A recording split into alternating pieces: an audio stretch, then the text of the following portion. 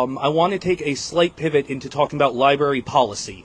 We are here because libraries are making decisions, and we need to know why they're making decisions, how they're making decisions, and how we can be involved effectively in building the community that we want to see. So I would like to introduce Sarah, who's going to talk about library policy for a bit.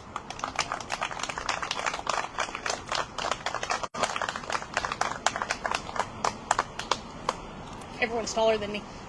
Hi everyone, I'm Sarah McCusker. Lynn asked me to come knowing I'm a librarian, but she didn't know that I happen to be the current president of the Connecticut Library Association. So I am the right person to be here today. Thank you. A couple people asked about this. A couple of years ago, the Connecticut Library Association, we merged our LGBTQ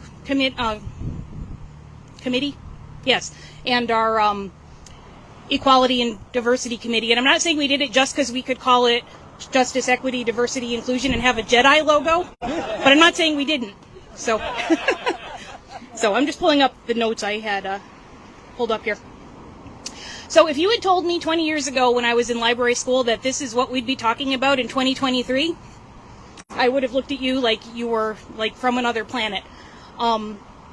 We learned all about book banning and censorship in school, but it was just like an academic thing. That doesn't happen, and when it does happen, it doesn't happen. Here, it happens everywhere else, right? But it doesn't. I am here to tell you that book challenges are happening all over the country, all over the state, all over this area. The thing I think a lot of people don't realize is they don't all make the news. So, you know, we hear about, you know, the Newtown one made the news everywhere. Others do. A lot of them don't. We are aware of 50-ish official challenges in the last year and a half, which is a lot. And this is a blue state, as you all know. So, you know, it's bad elsewhere. It's a dangerous time to be a librarian. It's challenging right now. Just last week in the Chicago area, there were a bunch of bomb threats at libraries. There have been all kinds of pushes to defund libraries, to fire librarians, to criminalize giving bad books to kids. In some states there is legislation proposed to make providing children with a book that their parents don't approve of a felony. We're getting doxxed. And so, you know, all we want to do every day is just go to work and do our job. We want to do story times. We want to bring information to people. We want to bring our communities together. The amount of time when I had a book challenge at my library that I spent working against that challenge is ridiculous. There are so many better things I could have been doing with my time than writing up a thing about why we don't censor things. So how do we get what we get at the library? There seems to be a talking point that we just go out and buy all the offensive things and all the pornography, and we really don't.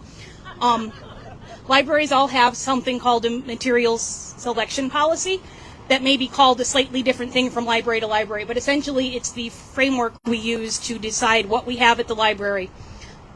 We have a list of criteria, and when we order things, we go through that list of criteria. Is it a current book?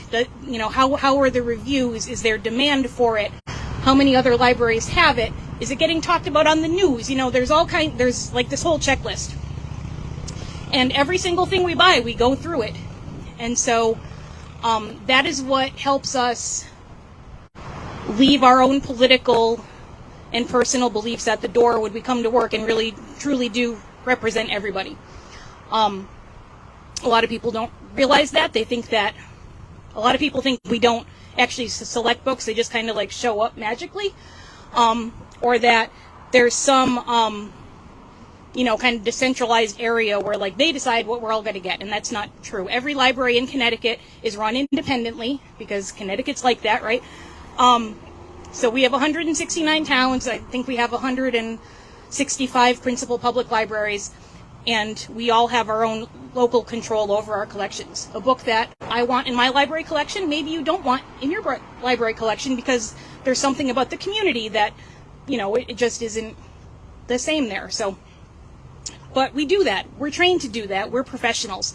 And all of the other things that happen with book banning, it's so small in the grand scheme of things, but being told by people that we're not professionals, we don't know what we're doing, and all you do is read books and like stand there and, you know, check things out and check things in.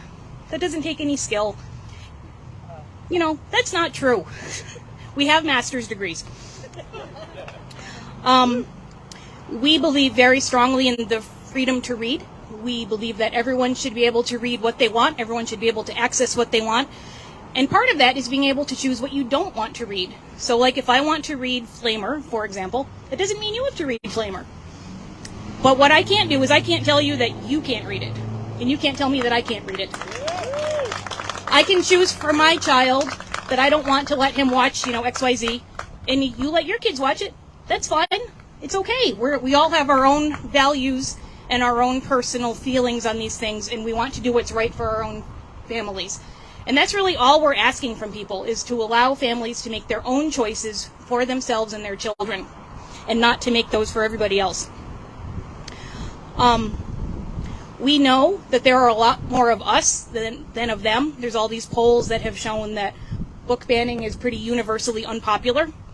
But the problem is that the people who are doing it are loud, right? So there's the whole stereotype of us going around with our buns and going shh at everybody.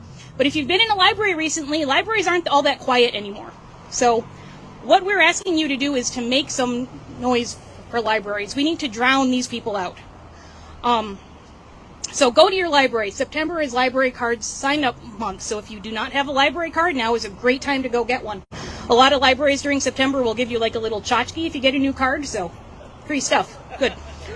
So go to your library, support your librarians, tell them that you appreciate what they're doing. It is hard to go to work some days. You know, the more positive feedback we get, I mean, a little selfish maybe, but tell us we're great. We like it. Join the friends of your library. Join your library friends. Show up to library board meetings. Show up to town council meetings. Show up to board of ed meetings.